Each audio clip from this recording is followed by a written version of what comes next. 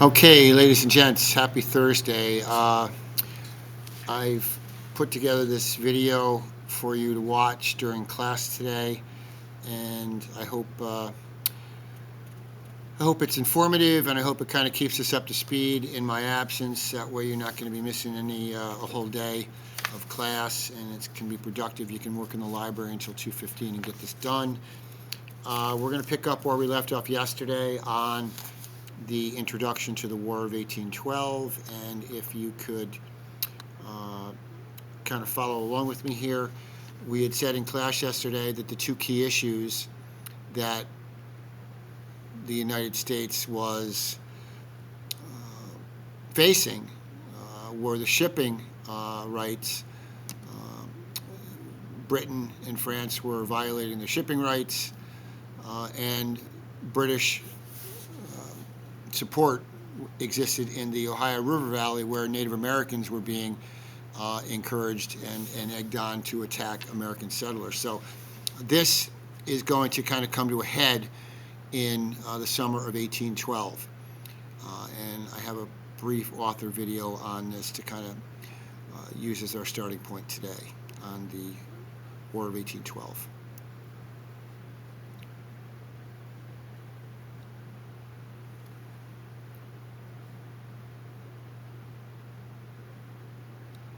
In 1812, the United States found itself at war again with Great Britain.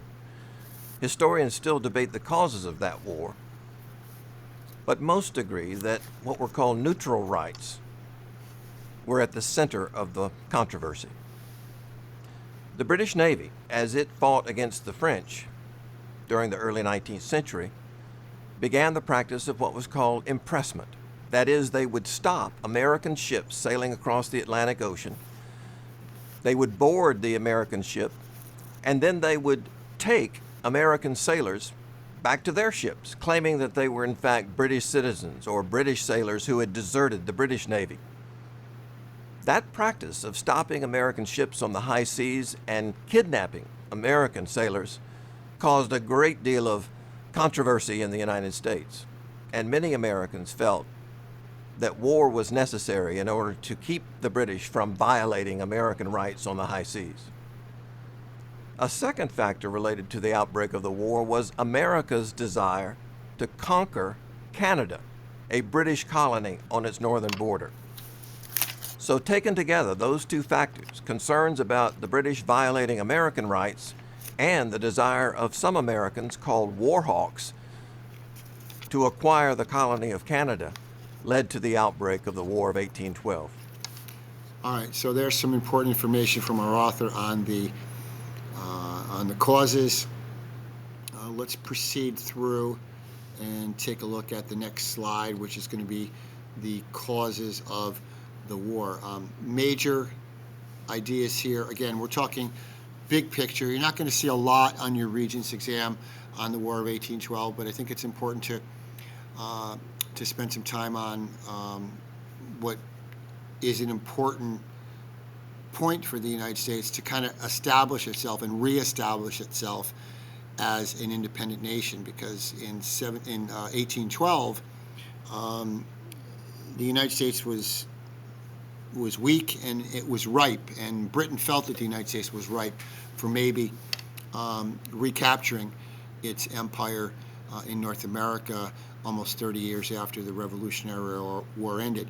So, causes of the war: British interference, as we say, with American shipping. The British were impressing American sailors into the British Navy. They were climbing on board American vessels and forcing them to come on board and work for the British Navy. British support for Native American resistance against American expansion. So as Americans are moving west across the Appalachians and into the Ohio River Valley, the British are supporting Native American resistance from making that happen. And also economic sanctions and trade restrictions are going to play an important part in the war as well. And we talked a little bit about those. Actually, we talked a lot about those on Wednesday this week. Economic sanctions and trade restrictions, looking at the Embargo Act and looking at the Non-Intercourse Act. All these things are going to play an important role in economic problems in the United States, which are going to lead eventually to war. And again, the United States, I want you to think, they're trying to maintain under Jefferson and under Madison, they're trying to maintain this neutrality. They're trying to walk this tightrope between being able to engage in trade and commerce on the high seas, and yet at the same time not getting involved in what Washington called foreign entanglements. All right, let's continue on to the next slide and look at our fourth president, James Madison, another Virginian. He was the fourth president of the United States. As we know, he was a very important figure at the Constitutional Convention. He's considered the father of the Constitution. He, as president, is going to declare war. The Congress will actually declare war on June 18th of 1812. He would be elected in the 1808 election, and he'll take office in March of 1809.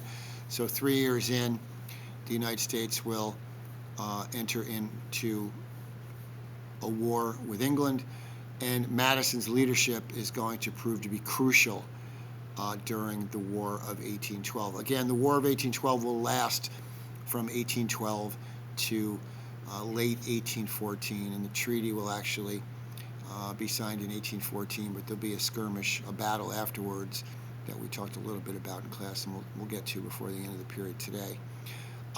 Naval conflicts. Let's talk about big picture here. We're talking some of the skirmishes, some of the conflicts that are going to happen. The war featured significant naval battles on the American Great Lakes and on the Atlantic Ocean. The Great Lakes are the area north of the Ohio River Valley. The Great Lakes that are going to be involved in, they'll play a prominent role in some of the naval fighting. The USS Constitution, Old Ironsides, will become famous for its victories during its naval campaign. And naval power was crucial for controlling trade routes and supply lines. So this is going to be an important element. Naval conflicts are going to kind of establish the United States as being important for controlling trade routes and supply lines during the course of the war. Another important battle, and it's got one of the coolest names in American battles, the Battle of Tippecanoe in what is today Indiana. Then it was called the Indiana Territory. This was fought in November of 1811, and it involved U.S. troops led by Governor William Henry Harrison, who will later become president. At the Battle of Tippecanoe, the Americans will defeat Tecumseh's Indian Confederacy, and this is going to increase tensions between the United States and Native American tribes at the Battle of Tippecanoe, 1811. The United States will defeat Tecumseh, who was a proud warrior who worked to unite some of the tribes in the Ohio River Valley to put aside their battles that they might have had with each of the other tribes and each of the other Native American nations and kind of come together to defeat the common enemy. But the United States were led by William Henry Harrison, and they will defeat Tecumseh at the Battle of Tippecanoe in 1811. Moving on, Tecumseh was a Shawnee leader who formed a confederacy of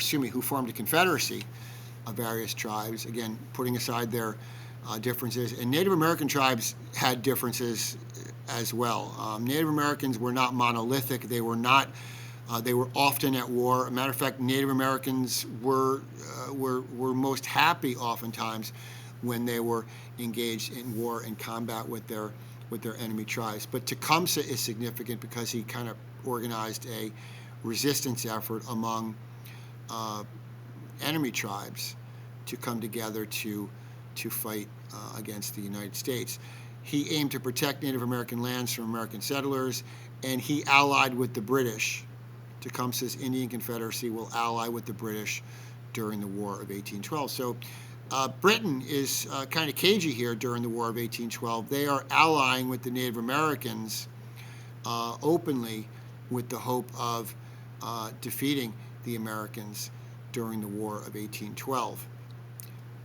Key battles. Let's talk about some of the other battles. We talked about naval fighting. We talked about the Battle of Tippecanoe. Let's talk about the Battle of the Thames, which is going to be fought in Ontario, Canada in October of 1813, actually coming up on the anniversary, October 5th, 1813. Here again, U.S. forces are led by General William Henry Harrison, and Tecumseh is going to be killed during this battle. And this will be significant because Tecumseh's death will effectively mark the end of the Confederacy, the Indian Confederacy, which he had worked so hard to create. With his death, the Indian Confederacy kind of disintegrates, and a lot of the warriors go home hanging their heads, and they go home with their tail between their legs, knowing that the Confederacy that Tecumseh so ably was able to bring together would not continue. So this is significant, the Battle of the Thames in Ontario, Canada in October of 1813. British incitement of Native Americans is going to play a key role, as we said earlier, in the reason for the United States to go to war. The British will provide armaments and support to Native American tribes. They encourage attacks on American frontier settlements, and they aim to create a buffer zone to limit American expansion. So the British are not only working with the Native American tribes to defeat the Americans, but they're also trying to create a buffer zone with a British and a Native American presence to keep the United States from continuing to move to the west. This is in an effort to contain, in an effort to limit the expansion and the growth of the United States. Remember, by 1812, Lewis and Clark expedition is about 10 years in the rearview window, and Americans were starting to stream westward by the thousands, and the British are trying to stop this from happening because they fear that as Americans move west, the nation is going to become, the United States is going to become more powerful, and they'll be more difficult to defeat. So they're trying to create a buffer zone to limit American expansion. That's the goal of the British with their Native American allies. Let's talk about the impact of the War of 1812 on Native American tribes briefly. Many tribes allied with the British, hoping to protect their lands. So again, the British were seen as the lesser of the two evils to the Native American tribes. The British were seen as the side in the war that would best serve to protect their lands, and this is why many tribes ally with the British. The British were not looking necessarily to take over lands for farming and for settlement, and this was recognized by most of the Native American tribes. The British were their best bet to hold on to their lands. The defeat of Tecumseh's Confederacy will weaken, though, Native American resistance. Not only weaken it militarily and from a strength standpoint, but also from a morale standpoint.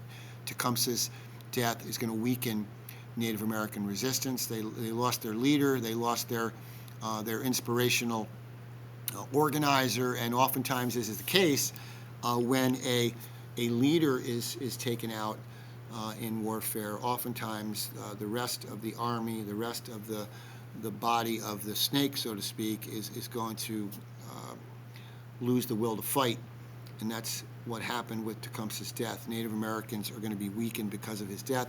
This is going to lead to further loss of Native American lands and autonomy, their control over their lands and their territory. They're going to constantly be told to move, they're going to be told to leave their ancestral lands, and they're going to be forced off, frankly, by the eventual large number of American settlers who are going to stream westward across the continent.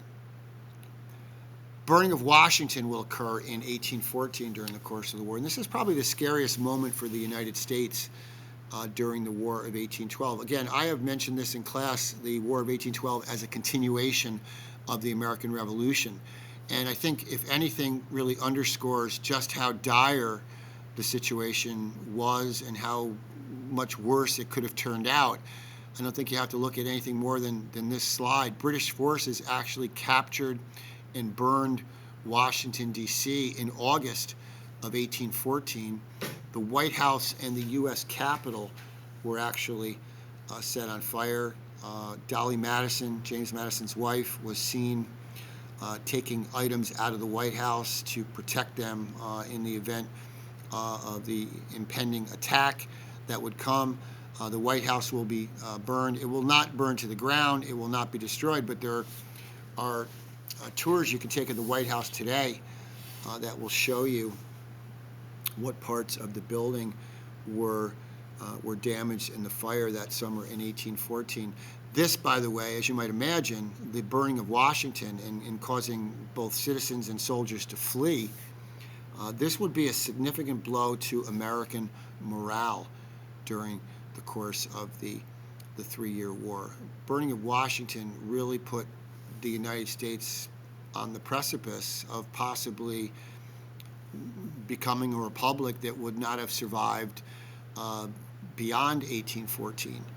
Now, events will change and the fortunes will turn, but the fact that the British were able to march on our nation's capital and set fire to the White House and the Capitol just goes to show you how close the United States came to being defeated in the War of 1812. The Battle of New Orleans, okay, the Battle of New Orleans is going to be an important battle, not from like a military standpoint, but important from a leader standpoint. The battle is actually going to be fought in January of 1815. And this was about a month after the Treaty of Ghent was signed in December of 1814. And at the Battle of New Orleans, we're going to see the emergence of General Andrew Jackson, who will lead U.S. forces to victory at the Battle of New Orleans. This will be a major American victory that will boost morale. It's going to come just a few months after Washington, D.C. and the Capitol building and the White House were set ablaze. So this is an important morale booster and a pride booster for the United States. But what's most significant about the Battle of New Orleans, other than the fact that Andrew Jackson will establish himself as a respected and competent leader, which will later propel him into the White House as president. What will be most important about this battle was that it will occur after the treaty is signed, ending the war. The Treaty of Ghent, which is signed in Belgium in 1814. News of the treaty does not make it back to the United States in time for it to be provided before the battle. So it is a battle in which the United States does not lose.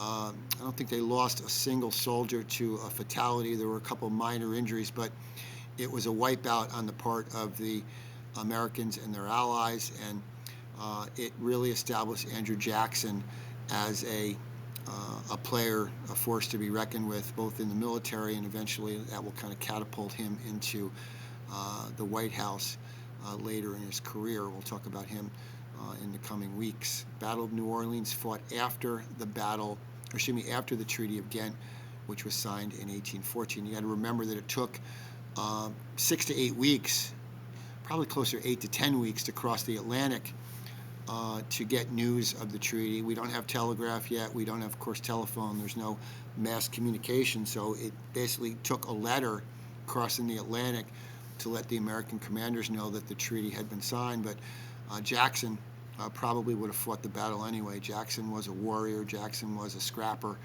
and he loved combat, and he had his opportunity to defeat the British at the Battle of New Orleans on January 8th of 1815, a month after the treaty was signed. Treaty of Ghent, as we said, will mark the end of the war. It was signed on Christmas Eve in Belgium, 1814. It ended the War of 1812.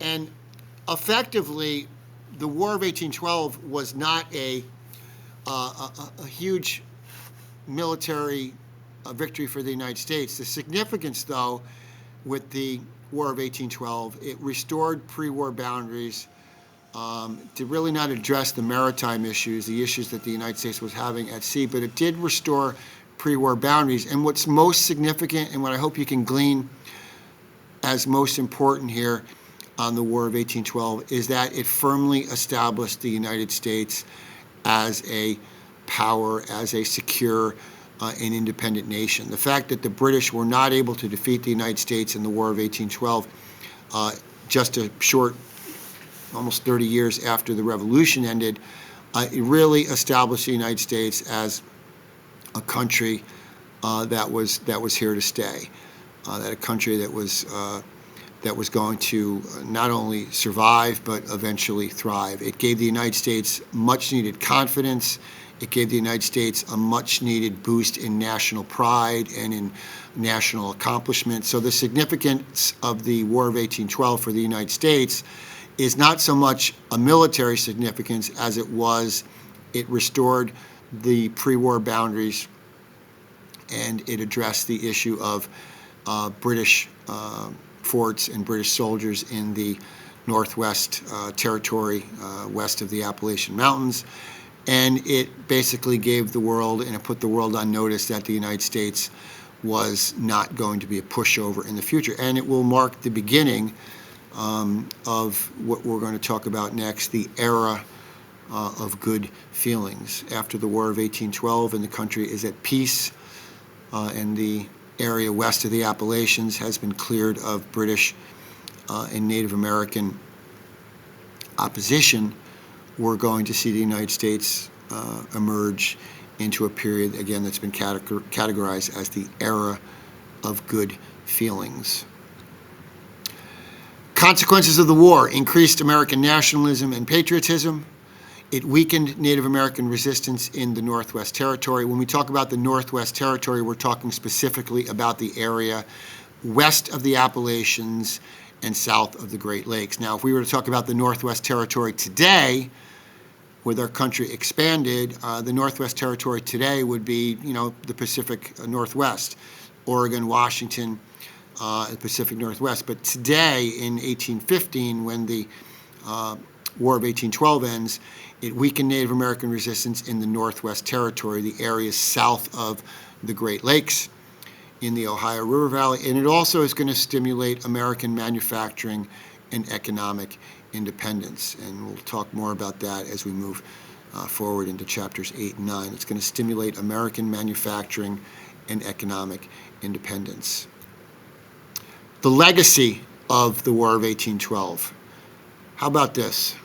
The war is often called the Second War of Independence, or as Farley says, I simply call it the continuation of the War of Independence. I really look at the War of 1812 as an extension of the original revolution.